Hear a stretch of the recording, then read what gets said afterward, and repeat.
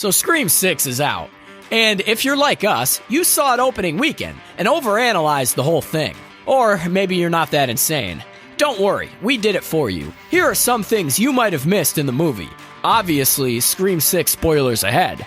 So right from the get-go, we're introduced to who we think is going to be the killer of this movie. Only, he's revealed in the first few minutes. Very unusual for Scream movies. We find out that this character, predictably named Jason, but we'll come back to that, has a closet with ghost face masks. He and his roommate Greg are going to go after Sam and Tara. So when you first see the closet, that basically serves as a shrine for all the stab movies. The three masks make sense. The mask that Jason uses to murder his film professor was the mask he was going to use for practice. Then, the other two masks in the closet are for when he and Greg go after Sam and Tara. But remember how we said there were spoilers in this movie? This is your last chance to run away screaming. Having three masks, even in the first scenes of the movie, is a huge foreshadow. There's three ghost face masks in Jason's closet. And, in this movie, there's three people posing as Ghostface.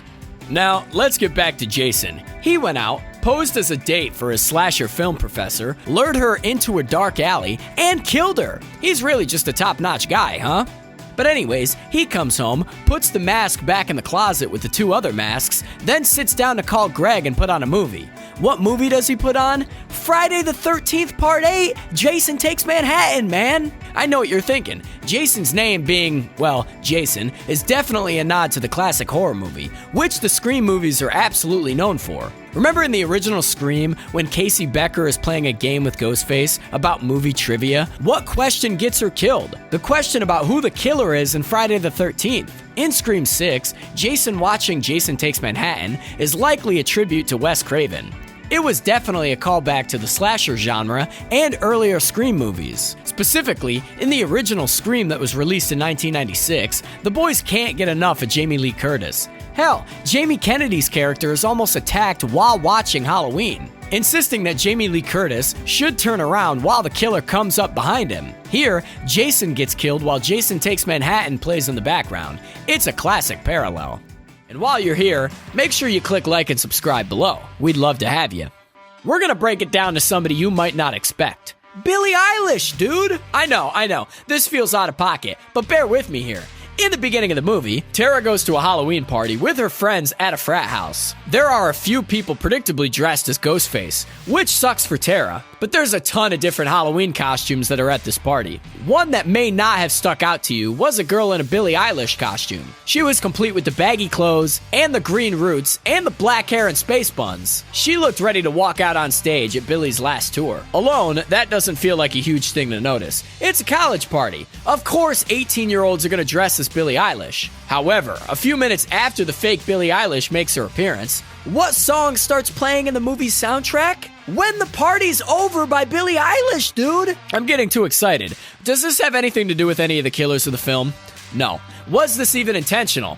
Probably not. But seeing Billie and hearing her back to back in this movie was definitely an interesting catch. Maybe she'll make an appearance in these movies in the future. She now canonically exists in the universe. Now, if you remember the 1996 movie, which, if you're obsessed enough with the Scream movies to be watching this video, you better, one of the more famous scenes is when Sidney punches Gale in the face. It's a deserved moment if we're being honest. Gale is relentlessly trying to profit off of Sidney's trauma, which she never really stops doing, and Sidney punches her in front of everybody. She really nails her. I'd say Gale deserves it again in this installment of the franchise. She, along with a ton of other reporters, approaches Sam and Tara after they've just found out that they're persons of interest in the case of the people murdered at the frat party. A new ghost face is out there, and they can't leave New York City because they're suspects. They're already not in great moods when Gale approaches them and asks questions. Also, Gale wrote a book about their experience last year, even though she said she wouldn't.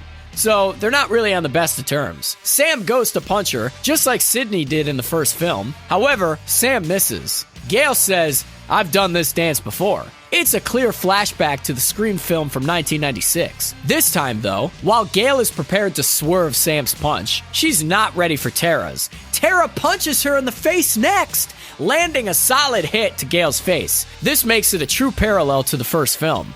It's a bit of a leap to go from talking about Gail getting punched to Mindy's t-shirts, but we're gonna do it anyways. Mindy wears 2 shirts in the film that are definitely worth talking about. The first one is a shirt she wears when she's breaking down what kind of film the killers are trying to recreate this time around. Her shirt says, "Strong Femme Lead."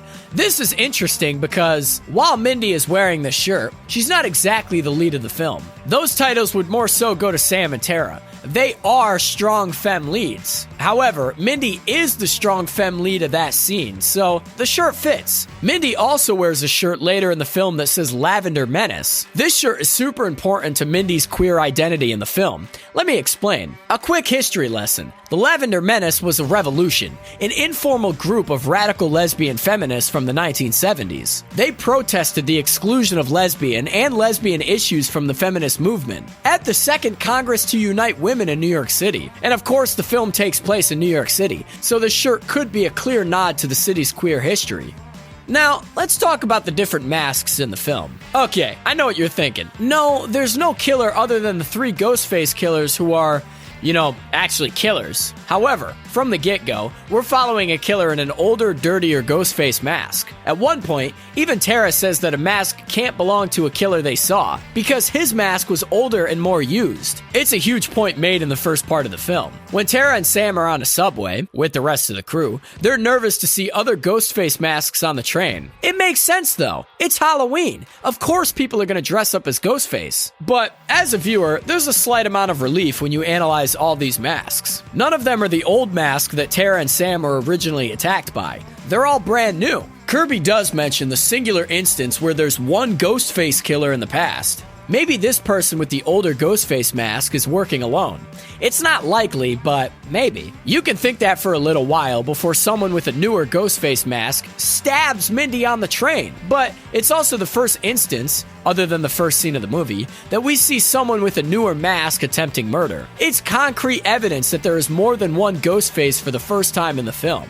Now that we're talking about the dirty Ghostface mask's accomplices, let's break them down, shall we? Quinn and Ethan, they team up with their dad to go after Sam and Tara. They're suspected pretty early on, but they've got alibis. Or do they? Let's get into Quinn first. Ghostface kills her in the apartment where she lives with Sam and Tara. However, you never really see her die. There's a struggle, then Ghostface throws her dead body so she lands on her back for everyone to see. After that, with everything going on, it's easy to forget about her death. She's just another person lost at the hands of Ghostface. No need to wonder why she wasn't carried away in a body bag. No need to wonder why there was no funeral arrangements. No need to wonder why Detective Bailey has exactly one scene where he cares about her death. Then, it's business as usual. As shocking as her not being dead was, it really shouldn't have been. In Scream movies, and in horror movies in general, if you ask me, you have to confirm that the body is dead. I mean dead, or anything is possible. Now, with Ethan, after all that happens with Quinn and Anika being killed, Chad's insistent on knowing where he was last night. Ethan instantly says he was at Econ, and there were like 100 witnesses that they can call. The only thing? Not a single person verifies that alibi. For some reason, despite Chad and Mindy's valid skepticism, no one checks up on the alibi, dude! Come on! There were hundreds of people in his econ class. Between Tara, Sam, Mindy, and Chad, they had to know someone who was in that class who could tell them it wasn't true. Good lord. So we're gonna get a bit juicy into Detective Bailey now. He never really provides alibis because he's the police, so no one really asks. But he conveniently only shows up after Sam and Tara are attacked in the mini-mart. And he conveniently is the only one to identify Quinn's not-so-dead body. And he's conveniently the only one who tries to turn everyone against Kirby by saying she's not actually with the FBI. It's all very convenient. So the last thing we're going to talk about is that end credit scene. Some of you might be going, what end credit scene? Don't worry, that's what we're here for. Full-on Marvel style, there's an end credit scene in this movie. However, it doesn't set up any potential Scream 7. Instead, it's just Mindy looking at the audience and saying, not every movie needs a post-credit scene. So, if you were waiting for something monumental and future-driven, the franchise got you yet again, baby. So those are some things you might have missed in Scream 6. Let us know if we missed anything in the comments below. And watch out this Halloween. You never know who's lurking in the shadows. It could be me. scene in this movie. However, it doesn't set up any potential Scream 7. Instead, it's just Mindy looking at the audience and saying, not every movie needs a post-credit scene. So, if you were waiting for something monumental and future-driven, the franchise got you yet again, baby. So those are some things you might have missed in Scream 6. Let us know if we missed anything in the comments below. And watch out this Halloween. You never know who's lurking in the shadows. It could be me.